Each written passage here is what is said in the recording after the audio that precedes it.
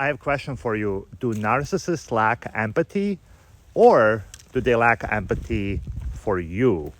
This is one of the biggest misconceptions that I see and what I've been observing in my own experience. How sometimes narcissists will have empathy for the world, empathy for the pets, empathy for most random people and strangers. But then when it comes to showing up for people that are close to them, then it's not going to happen. This is what makes this really confusing. And also it makes this even more confusing for people that are on the outside looking in, saying, well, this person wants to save the world. They're so generous. And your own experience completely doesn't match that. So is it that they don't have any empathy, or that they have variable empathy?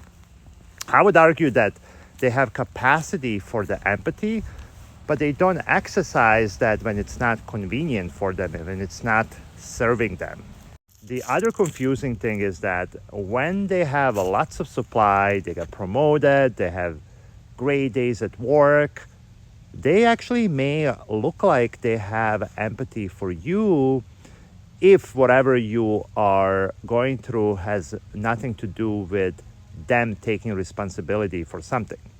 So this is what makes this really difficult and confusing for people that have invested a lot of time in relationships with narcissists, saying, how can they be like this one day and be totally opposite the other day?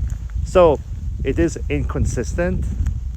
And I think the days when they do show up are probably one of the most dangerous days, because it creates the sense of false hope that maybe they can change. Maybe you were wrong for thinking that they are difficult, they're unreasonable, and all the ways that they have wronged you, when look at them, they've been wonderful for that 1 or 2 days.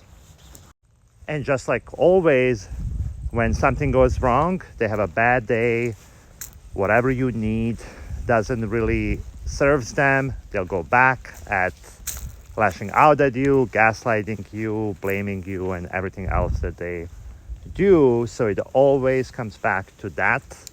And that's why these cycles are toxic.